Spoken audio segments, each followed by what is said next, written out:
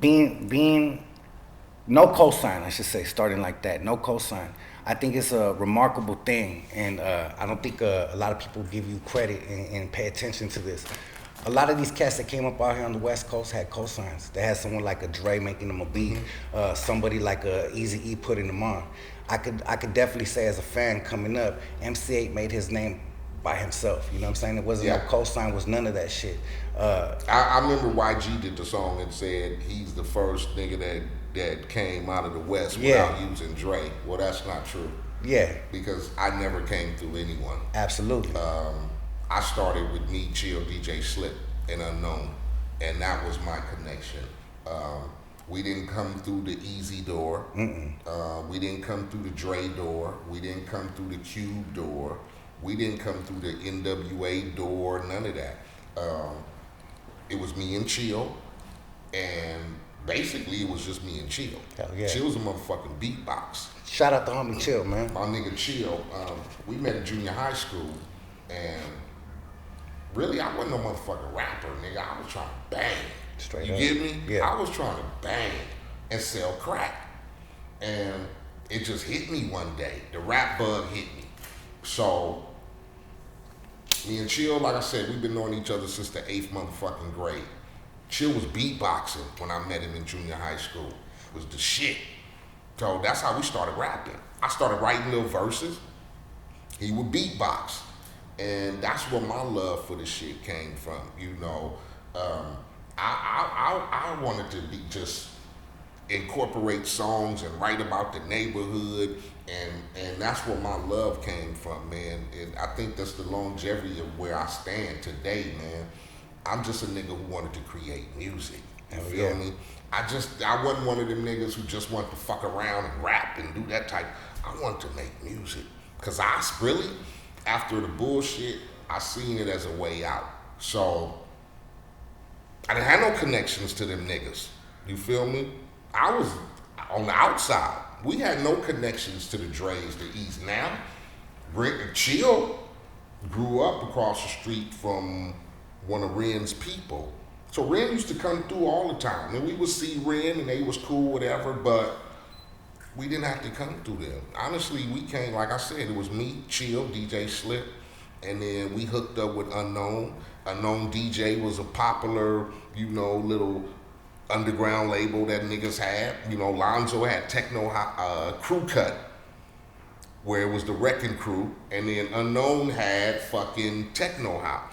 Techno Hop had Ice-T, 6 in the morning.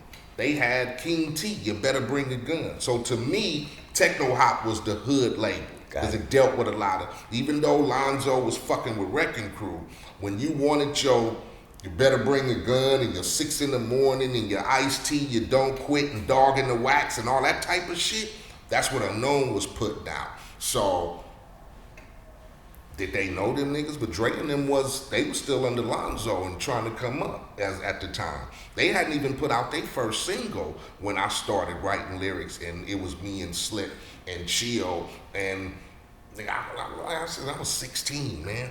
And I used to ditch school every fucking day and catch the bus to Gardena and go sit up in the homie's studio, and moms used to be pissed the fuck off because I was ditching school, you know. Even though a nigga was from the hood, I had some smarts.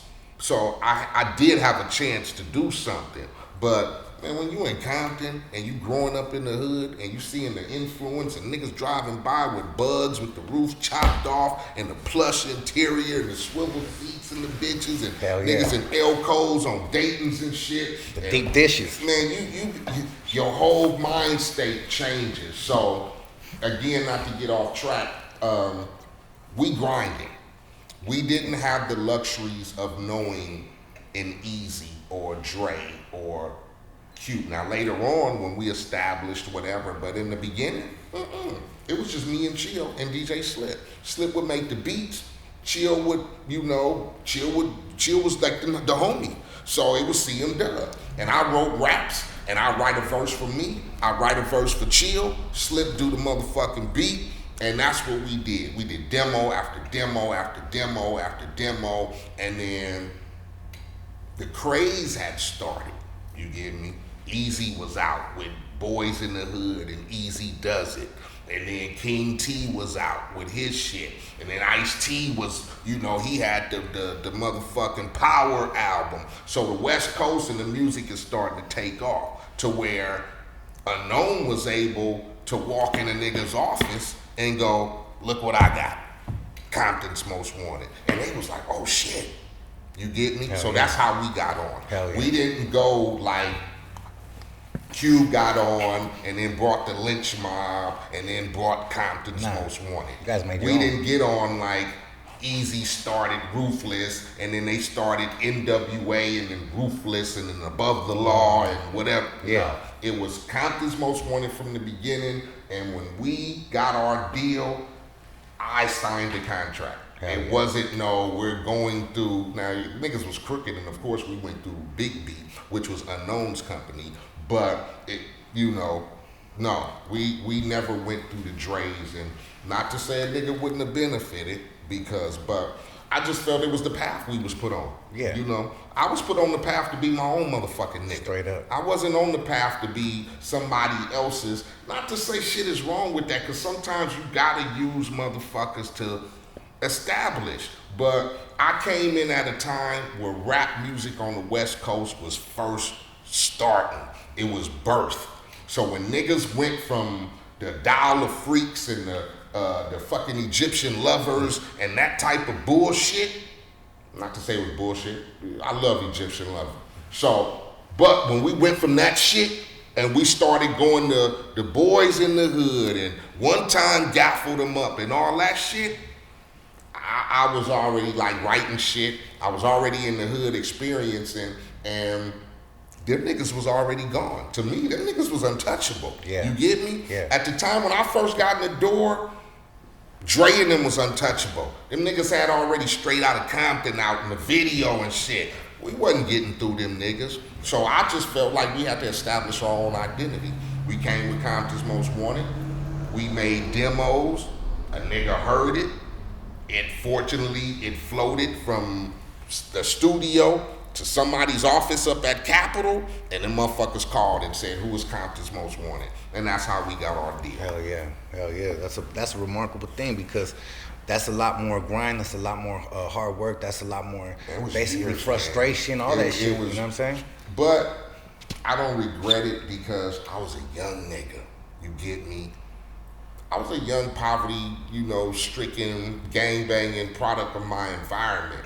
So to me, just to be able to experience that and not be on the block at night and be in somebody's back seat in the hood at 2 o'clock in the morning trying to sell crack and shit, and to be in a studio where niggas put me on the mic and I'm listening to beats and all that, it was a life-changing experience for me, because who knows where the fuck I would have ended up. Hell yeah.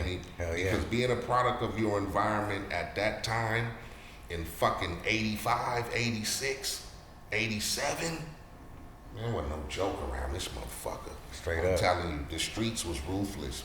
Like, they ruthless now, but when you a young teenager and you experiencing the sweats and the where you from and the gats pulled out on you and you getting blasted at and you trying to prove your worthiness and belong to the neighborhood and you ride in the back seat going to enemy neighborhoods and shit like that, it's a life-changing experience to take you from that to be able to make records and be able to provide and do shit. So, we had to go through that transition, because for a long time I still just wanted to bang when I was making records. I didn't give a fuck.